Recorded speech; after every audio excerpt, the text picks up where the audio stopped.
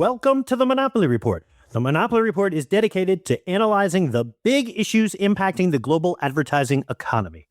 I'm Alan Chapell, outside counsel and fractional chief privacy officer to a bunch of tech companies, and am the principal analyst at the Chapell Regulatory Insider, which is a monthly report that focuses on privacy, antitrust, and other regulations impacting digital media worldwide. You can find a link to a sample copy of the Chapell Regulatory Insider in the show notes. This week, my guest is Andy Dale. Andy is General Counsel and Chief Privacy Officer of OpenAP, a TV ad tech joint venture backed by NBCU, Fox, Paramount, and Warner Discovery. So, 25 years ago, a handful of ad tech companies made a bet, and it went like this. If we police ourselves, we can keep the regulators at arm's length and build something better than what Washington or Brussels would hand us. That bet, called self-regulation, started as the Network Advertising Initiative, which was created to address transparency and control concerns and to make sure that our real-world identities were not merged with our browser information, a notion that was incredibly important back in 1999, but in today's sensibilities comes off as almost quaint. But I digress. Eventually, self-reg broadened into the Digital Advertising Alliance, which was created to push self-reg standards out to advertisers and publishers. That's the little blue ad choices icon you've seen in the corner of most banner ads over the last 15 years. Now, fun fact, according to legend, the ad choices icon was originally conceived on the back of a bar napkin at some watering hole in Washington, D.C. So, who says privacy can't be fun? For a long stretch, the bet that is self-regulation paid off, as evidenced by a lack of a comprehensive privacy law in the U.S., and to some degree, a market was created around privacy in the ad space during that time. And here's what I mean by that. If you wanted to be considered a legitimate ad tech player in the opinion of media buyers, you needed to be on the industry opt-out pages. And the idea was, if ad techs would take a few extra privacy-related steps, they could reduce commercial friction. To a certain extent, it worked, up until the point where it didn't. Then the ground shifted. The GDPR arrived. California passed CCPA. And today, we're sitting with over 20 state privacy laws, more than a handful of data broker laws at the state level, and new state AI laws, all with no comprehensive federal law anywhere on the horizon. When the law itself creates consumer rights, sets a compliance floor, and comes with real enforcement teeth, you have to ask a difficult question. What exactly is self-regulation for these days? I have a personal stake in this one. I chair the board at the NAI, so I'm not coming to you as a neutral observer.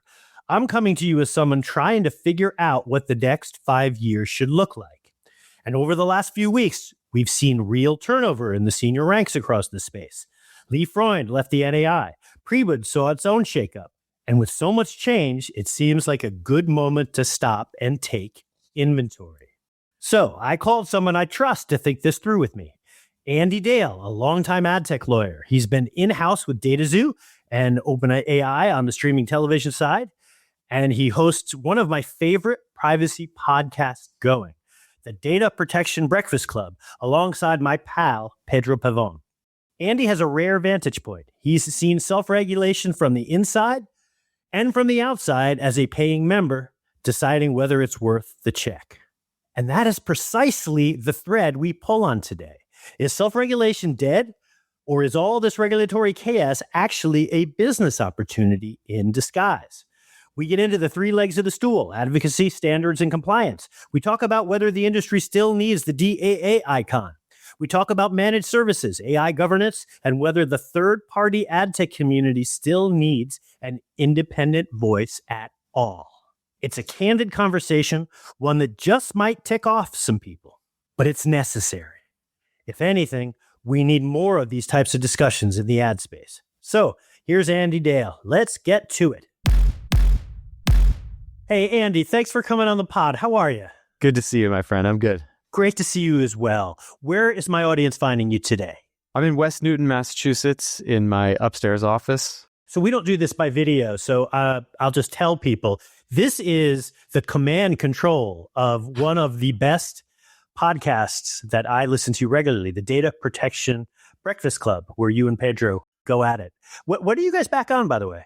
We're going to take a little summer. We always take a little summer break to do some vacation. So I think we'll get back in the fall. We just pushed an episode out maybe a couple weeks ago, but you've been on twice, so plug for Alan's got 2 good episodes as a guest on the pod.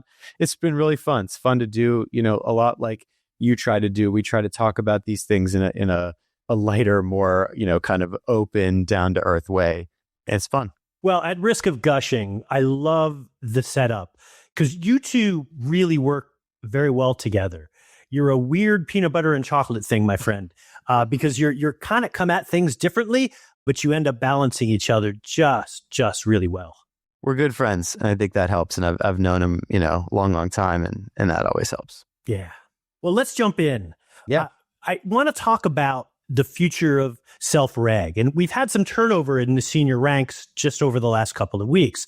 I mean, Lee Freund just left the NAI, and just disclosure, if folks don't know that, I'm the board chair.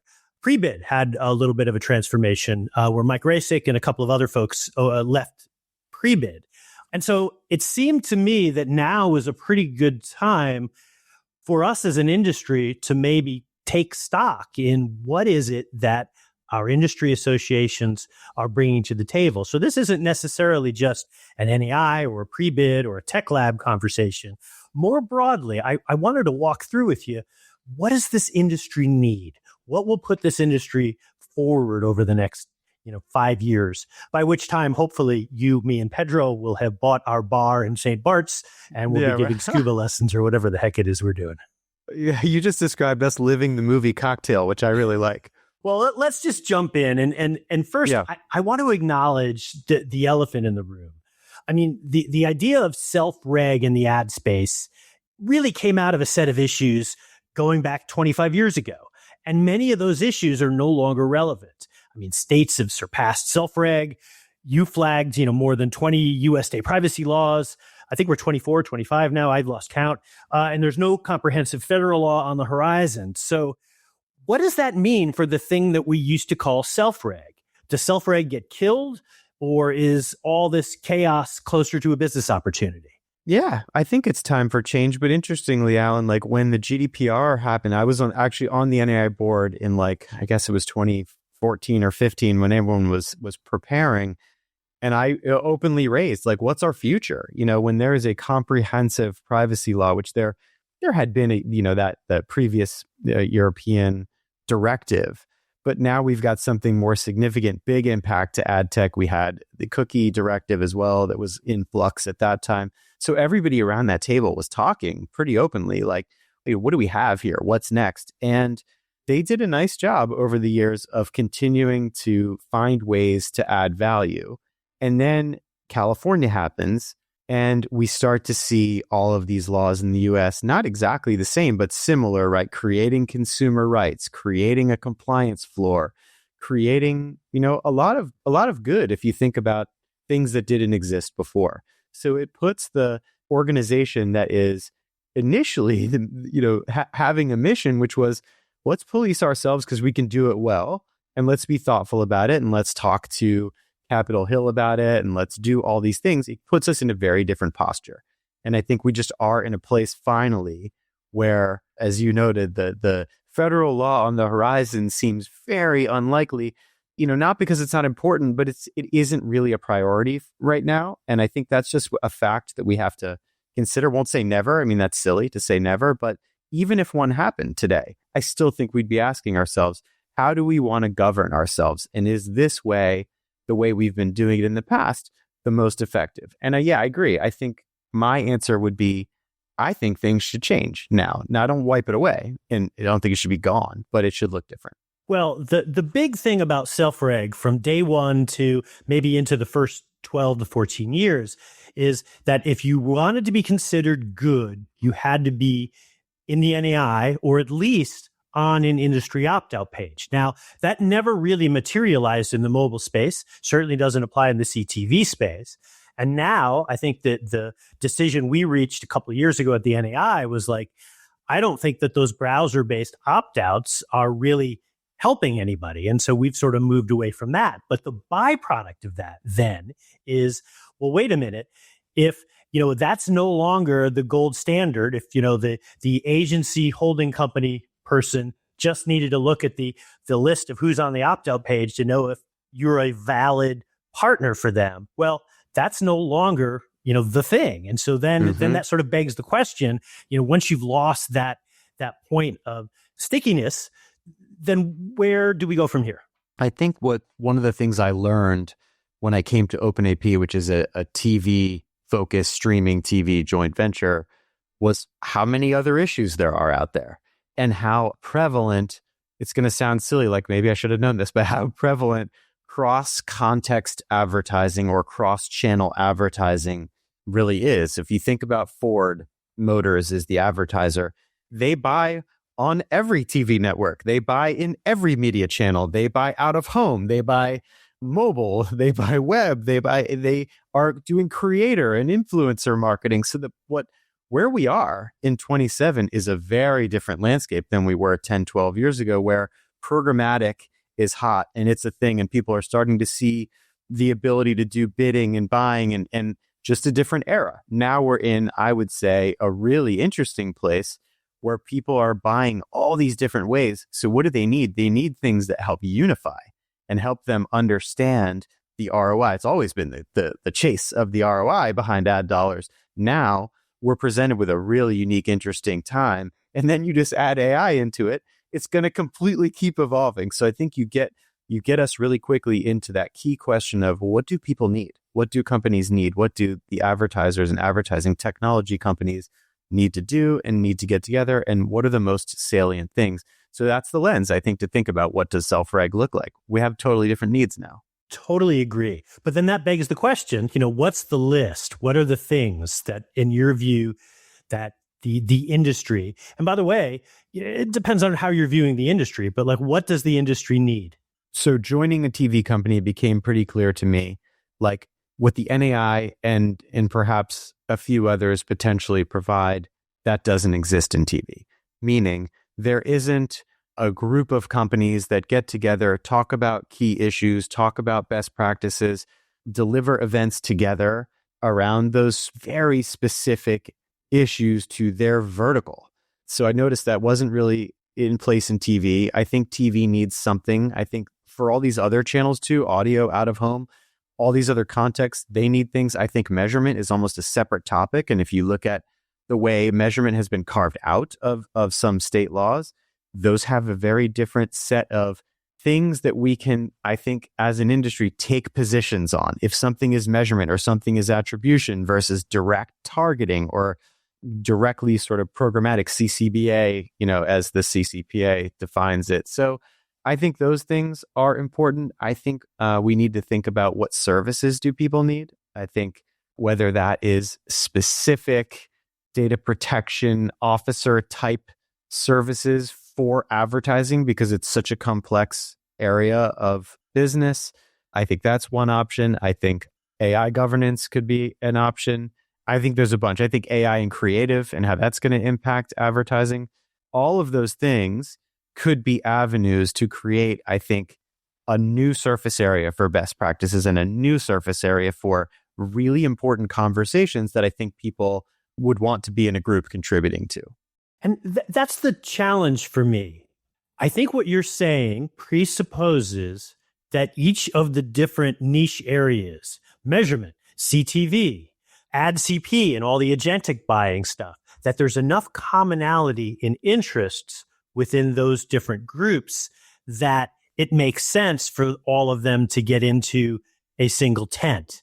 And if you believe that, then what's the thing that's putting them all there? Because traditionally, it's been focused on, well, we are the third-party ad tech group. And, there's a sense, as somebody who's been in that space for going on 20-something years, there's a sense that you get marginalized. You're sort of the first to get into trouble if there's some larger set of privacy issues.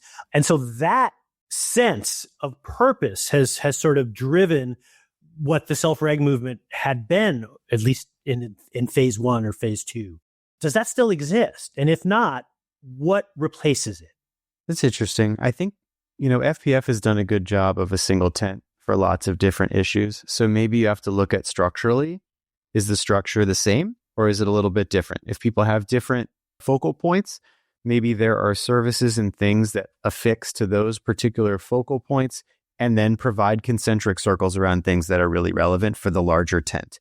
The FPF has done a nice job of that. They have a much wider mandate. It's a very different business model, but I think no one would argue that they haven't done a good job for the privacy community. So there's the other sort of thing you said that got me thinking is like the third-party ad tech.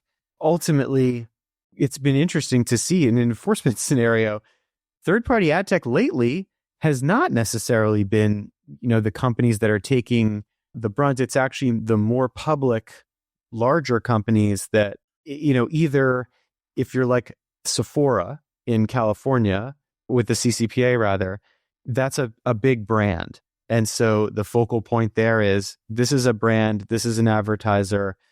And, I don't think anyone suspected that Sephora would be, a name that we would know in privacy circles. I didn't have them on my bingo card. No, I don't think anyone did. But I think it's instructive, obviously, right? Where can regulators, make consumer focused impact? Some of that is going to be larger platforms. I think, frankly, third-party ad tech is so complicated and difficult that I think you're going to see some. You always will, but I don't know that as you said, under the tent, that necessarily, when you're speaking strictly about sort of self-reg and building, best practices that are, trying to show regulators what you're doing, I think it's helpful, and it's as it is always helpful when you build a compliance program and your answer to a question that you may get from a regulator or being diligenced by a potential customer is you can explain your program and you have logic and you have documents and you have things to show and you have thought process that you went through. That always plays better than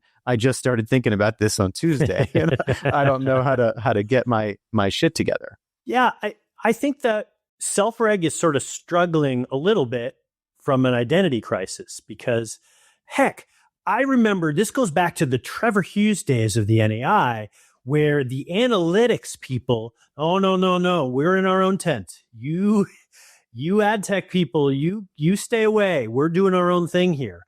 And there's sort of these little mini fiefdoms. And what I think needs to happen is a recognition of the places where there are shared interests. I'll give you an example. We've done a lot of coverage of the attribution spec that the W3C is putting out there. And I would argue that with respect philosophically to what they're trying to do with that spec, and I get the privacy component, but there is also we want to limit data to entities who have enjoyed that data. Google is making the same argument in search cases in the US and the EU. There's sort of we think that we should have the data and we can come up with 100 reasons why somebody else should not have the data. In my view, that seems like a place where a number of entities who have not sat within the same tent might be able to coexist. I agree. With AI-focused marketing, outcomes matter more than ever. So it's always mattered, but I think you're seeing this. OpenAP just has this new product coming. It's a conversion API. Why? That's what people want. They want to be able to figure out which devices were exposed and which ones actually bought something and actually had lift in TV. This Facebook has had this for a while and a few other big players. But unsurprisingly, to your point, I think that's outcomes are where it's going. Right. Couldn't agree more. Okay, so let's assume for a moment that we can define self-reg really broadly so that it's really a proxy for the question, what will foster a vibrant third-party ad tech community, and maybe even broader than the third-party ad tech community. But, I talked about this a bit at the recent NAI summit where I saw 3 legs to the self-reg stool, as it were. The first would be advocacy, the second would be standards and guidance, and the third would be compliance.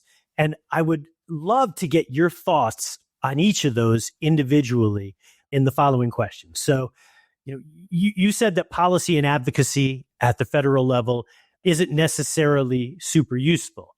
Do you see a role for advocacy at the state level? And more to the point, would companies actually pay for that? I think they would pay for it together if they were able to triangulate around a critical issue or two. So I would think that if there was a group that had a very clear set of issues that they're focused on, one or two things that they want to have an impact on at the state level, there are groups they could work with. They could develop a point of view and share those with particular groups that are also actively doing that. I think if you think of it as you noted, the three legs of a stool, maybe they don't pay for just that, but I think you pay for that alongside other things. And I think if it were really narrowly tailored, focused on the states, and then possibly even focused on the emergence of AI laws and the potential overlap into the advertising sphere, then I think you start to really get into something interesting on the advocacy side of things. I think at the federal level, I don't think the NAI they could be amazing. And I don't think the NAI moves the needle on the federal level just because of things outside of the NAI's control. Yeah. So I would say that lobbying services, I'm going to say this as a musician, is sort of akin to paying for social media promotion. Like, you spend a lot of money, a lot of stuff is done. Measuring that impact is always really, really difficult. And this is not to beat up anybody who's a lobbyist, because there are some people doing some really good work. But holy crow, you spend a lot of money for something that is very difficult to ascertain, at least at a federal level. I think that David and the team over at the NAI, and look, I'm biased, I suppose, but I think they do a great job at the state level because I think that their opinion is considered and they're well respected. Yeah. And they've got a great group around the table to be able to give a summed up, cogent, thoughtful opinion to the right messenger. No, that's a good point. Yeah. So my second question then is, what do standards and guidance look like? So is the role of self-reg to clarify what's in the law? Is it to go above and beyond the law, which is becoming harder and harder to even envision, at least for me? And, or is it something else? When I first joined DataZoo, which was where I first, became a full court press ad tech lawyer. When I joined, it was, look, we participate in the NAI. It is thought of as an extremely important piece to getting, media sold through our platform. Having all of that information in our privacy policy is important. I first interacted with the NAI back when Jürgen was there, and took us through things that we needed help getting through. So it was really valuable. And it was valuable to have someone on the other end of that phone call that knew exactly how this stuff worked. And then we had other things, like we had a trustee at that time, privacy notice review. All of those things were geared towards holding on and getting new revenue. It was really important. And they were in every contract that I negotiated. You had to have reps and warranties around your compliance with those things. We now have state laws. So I'm going to be totally candid here in front of you and all the listeners here. Like, I don't sign those reps now. I would never sign up to that rep now.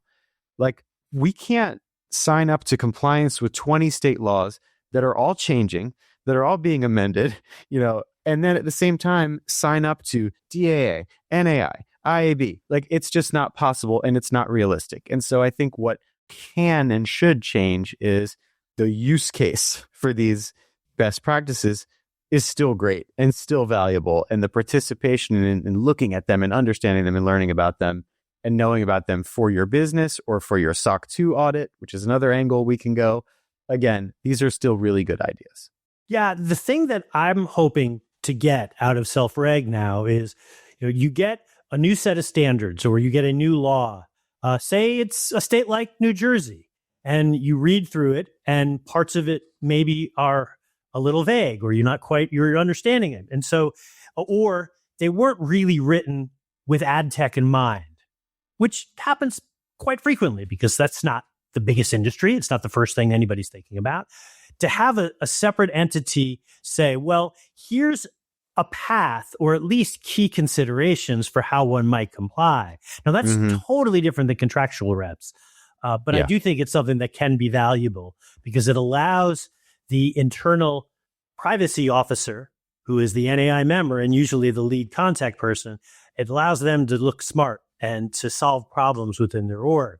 And if you can help somebody to do those two things, particularly the latter, you've got a really good shot at being renewed in subsequent years. I think also, Alan, if the NAI can or other organizations can wrap key services around those things. So if you can wrap the sort of working group development aspect of those best practices, because that raises the all ships, that's really valuable. If you can wrap events around that allow for connection with other people in the industry and to having like key conversations around those things, and even compliance services to get to your sort of third leg of the stool, like I think all that stuff put together is what makes the thing still valuable in my view. Yeah, I would agree. I think that the basic framework is there. I think it still needs to be maybe developed a little bit more, all three of those legs. And they're getting there. They're certainly getting there. And, with respect to events, I think I would like to see, I don't know that we need like a knowledge net type thing in every city for the NAI, but I do think, something quarterly in the 4 or 5 major hubs where one person from the NAI, maybe it's David Leduc, because he's pretty brilliant at walking through things. And somebody just says, look, we're going to plunk down $1,000 for an open bar and David's going to talk. And then the rest of you are just going to have the opportunity to either ask David questions or talk amongst yourselves and solve problems on your own. Boy, to me, that seems like a pretty valuable service that I don't think most self-reg orgs have totally availed themselves of. They do an annual event or occasionally, here or there, but just those on the ground work can be just really helpful in terms of developing your brand.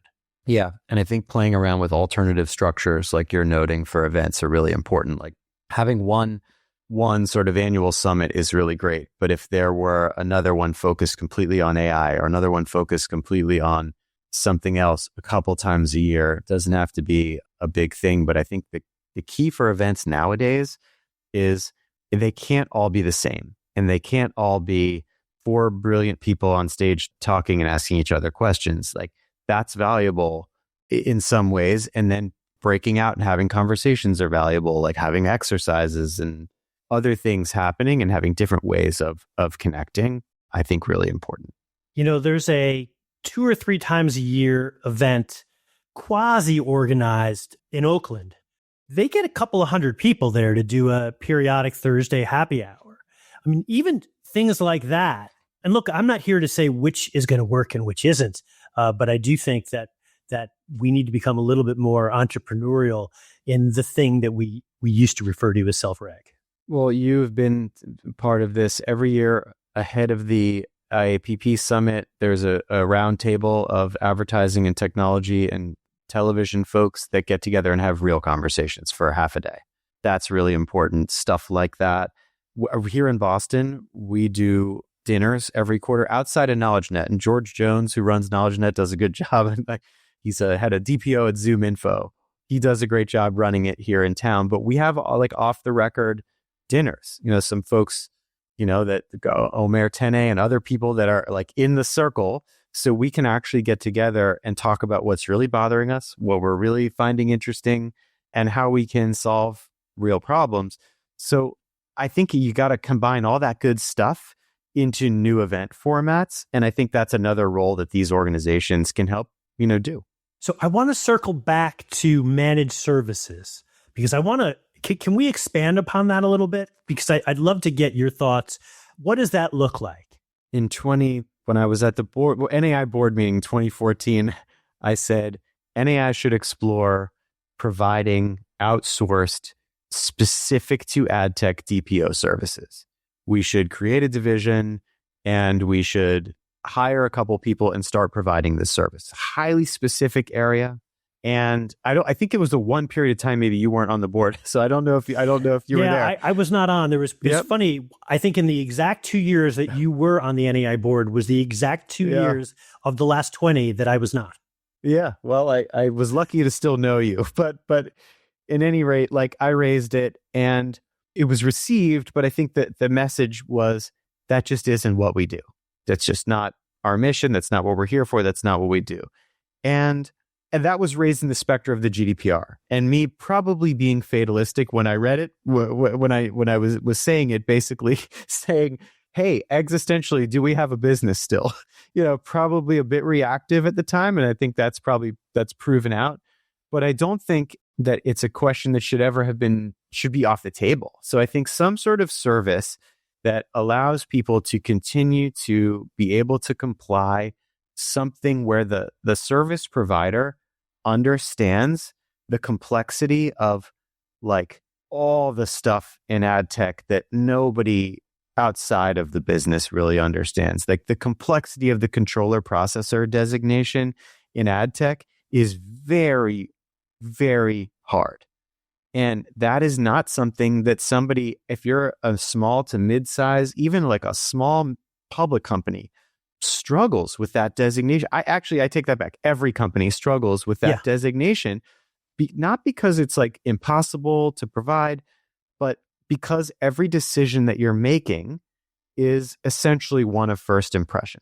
And you're trying to make the best decision you possibly can make within the bounds of opacity, changing laws, AI impact. So all these things are happening. So you have to stake a claim and you have to come up with positions on things. And I think the services that can help enable people to make really hard decisions are really valuable, which is like, are you doing the basic stuff? Risk assessments? Are you doing, tools inventories? Are you getting another look at your privacy policy by someone, outside counsel? Like, I think there's a lot of real valuable stuff that could be provided by an organization that has the depth of understanding that a self-reg organization does about a particular business. Yeah, I couldn't agree more. I think that nothing should be off the table. I've been pretty vocal that I think the NAI and really every trade association should be really looking into the agentic space, because much of those initiatives, and I'm not here to badmouth anybody, but I would note that most of those initiatives are being led by the business folks and not necessarily by the legal or the privacy or the data governance folks. So number one, I think those initiatives need to make sure that they've continued to have the right North Star to make sure that they don't get too far off the track. But more importantly, the people who are data governance, legal, privacy pros need to have a forum in which they can think these types of issues through, again, so they can look good and sound smart in front of their respective organizations. One of the things that our friend Trevor at the IAPP did well was lean in hard into AI governance a couple of years ago, and seeing that that's a thing that people are going to need. And unsurprisingly, a lot of privacy people are being tapped with that responsibility inside organizations because those people understand the technology really well and they understand data flows. And so not surprised at all that those privacy people are all kind of, rip raring to go and get AI governance. Either they want it or it's saddled, to them. And so I think there's a huge opportunity there as well. Yeah, couldn't agree more. I want to change gears a bit and talk about, we haven't really talked much about the DAA or even the IAB.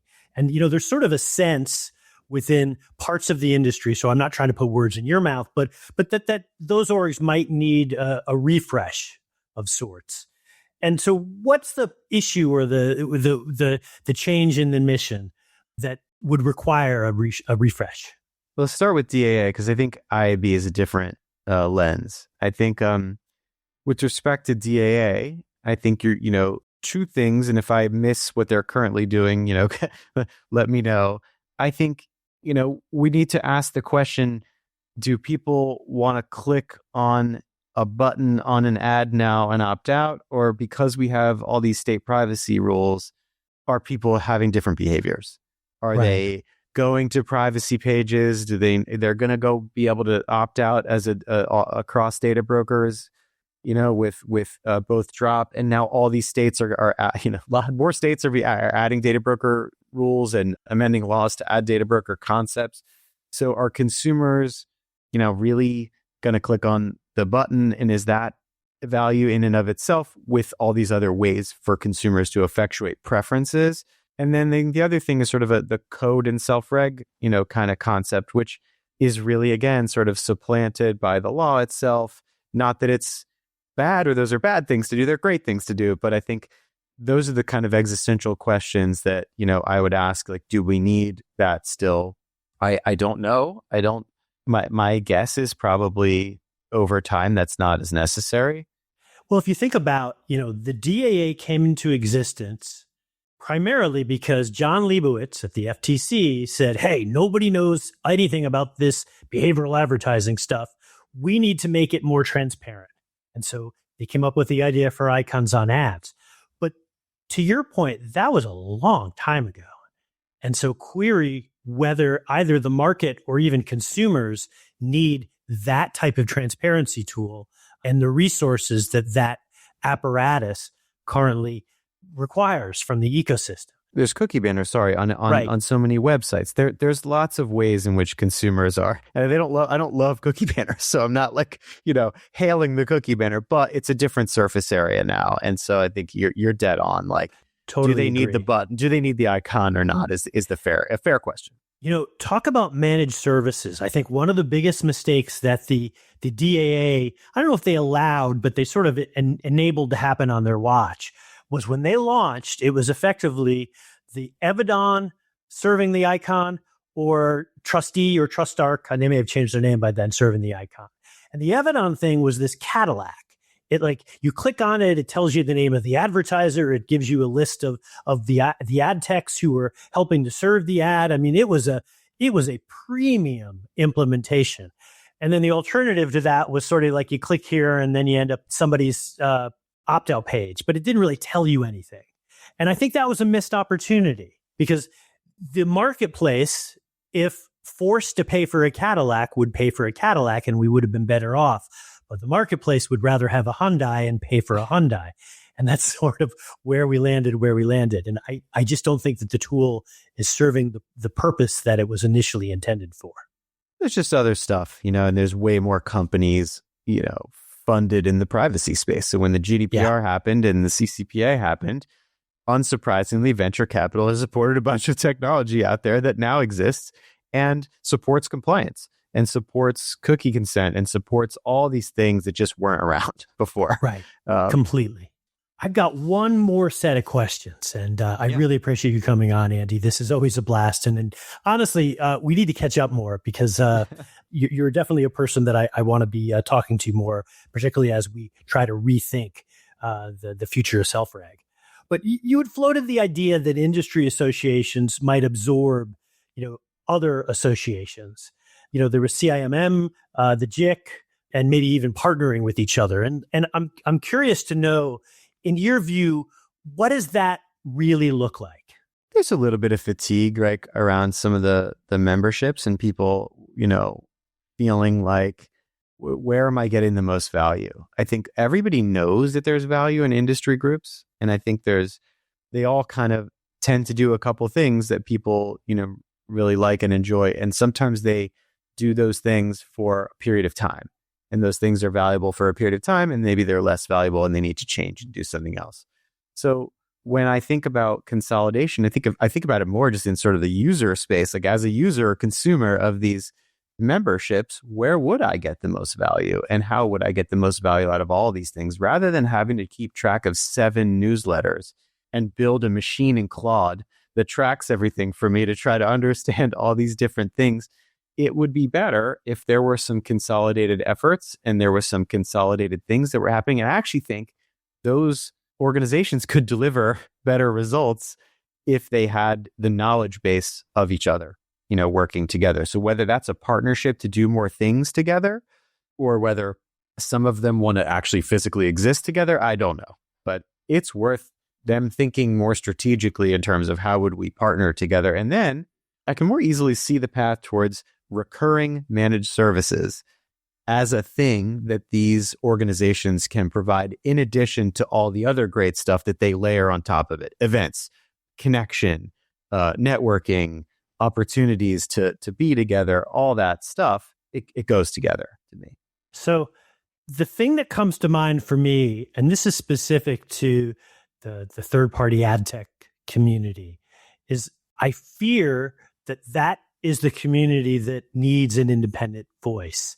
And so the minute that gets subsumed into, I don't know, the ANA or the IAB or some other larger group, that you've just set the timer for how long that voice is still going to be at least somewhat prevalent within the rest of the industry.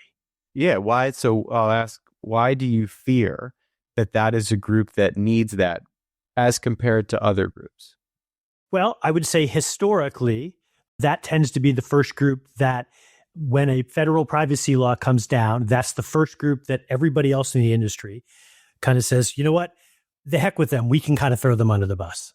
And I've seen that happen repeatedly. Now, maybe you could argue that that's less true now, but I'm not sure it is. It's possible. I don't think that if you think about third-party ad tech now, again, it's this sort of theme of our conversation. If you think about it now versus 5-10 years ago, what third-party ad tech is very different now than it was back then. We had a whole crop of startups back then that were gaining rev share, gaining opportunity. Data was free-flowing. It was a different time, a different environment. Sure. Now, the companies that have revenue and participate in the third-party ad tech space, many of them are public or profitable and funded or private equity backed.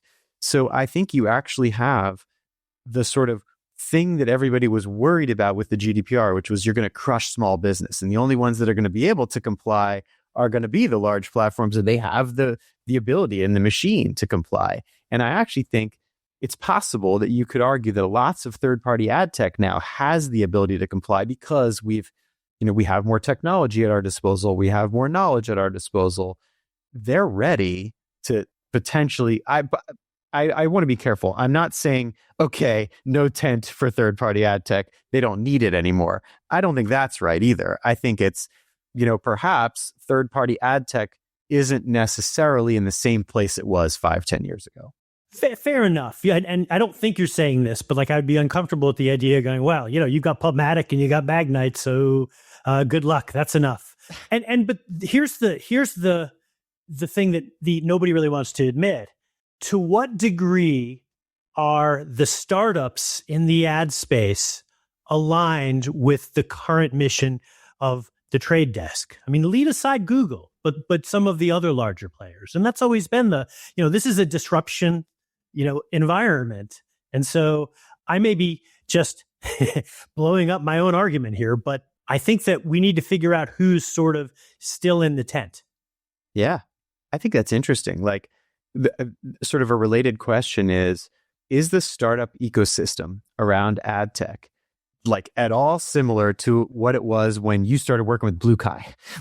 To me, it's completely different in the sense that lots of those big platforms have been built and made. The Trade Desk is an incredible example, right? Company that was built at a time when data was free flowing, available, and not necessarily subject to the same regulations as it is today. So building a startup today in the ad tech space, if you asked me right now, go build a startup, you're going to go have to raise money in this space. If I wouldn't pick ad tech, it's complicated and it's got a lot of overhead in terms of people like us that they need on staff at a much earlier place or outside counsel that are going to have to help them build it from day one. If you want a lot to be entrusted with data and to be entrusted with running ads in a highly regulated environment, because people don't want to admit it, but this is a highly regulated industry at this point. So I think the building of the third-party ad tech ecosystem, I think that's sort of one of the drivers as to why it's different now, is that it's just in a different place. And I think AI is probably in a very similar, less regulated place. There are a ton of startups right now, and there will be a movement towards something when there is something meaningful around, AI kind of standards, which CEO of DeepMind just said recently there should be standards. And I think that's another place self-reg groups could be influential. Well, I want to leave you with one other way of thinking about this. There's sort of, broadly speaking, two different ways of looking at a business. You can get, 1 million people to give you $1. You can get 1,000 people to give you $1,000. And where in the spectrum do you want to be? Because that's sort of, self-reg has been a high enough price tag for some of these small to mid-sized startups where you wonder, what is it I need here? Can I bring in a fractional GC privacy officer, or do I need the self-reg groups? And I think that's the type of math that a lot of these C-level people are doing right now. Yeah, that's right. And it's what we talked about before, like what else comes with it? If I get the Right. compliance piece under control and I get the sort of reputational piece under control, oh, but also, by the way, I get 5 more things that are tangentially significantly valuable, and I get exposure as a smaller company to the big companies and how they're thinking about things. It starts to become, again, the sort of same value prop it always has been. I don't think it's at its core super different. Okay, well, let's leave it there. Andy, where do people find you today? Connect with me. I'm out there on all the social the social places and LinkedIn. Try to toss out some witty things there occasionally. The Data Protection Breakfast Club, as you mentioned, shout out to Pedro, and go listen to Alan's episodes. One of them, I think he was on a houseboat for one of them. We had interesting audio and conversations there, but generally available. All right.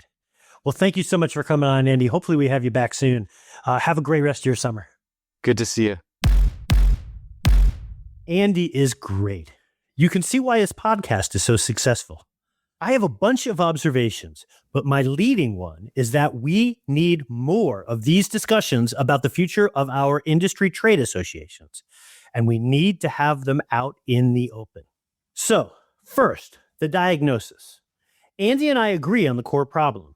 The original value proposition of privacy self-regulation in the ad space, be on the opt-out list, rep self-reg compliance contractually, and earn your spot at the table, well, that has largely collapsed.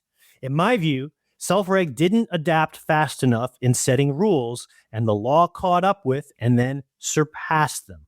When you've got 24 state statutes creating consumer rights and setting a compliance floor, a voluntary code of conduct doesn't carry the same weight it did in 2010. Some of the trades, including the NAI, recognized this trend a few years ago and have started making plans towards a post-self-reg or a redefined self-reg world.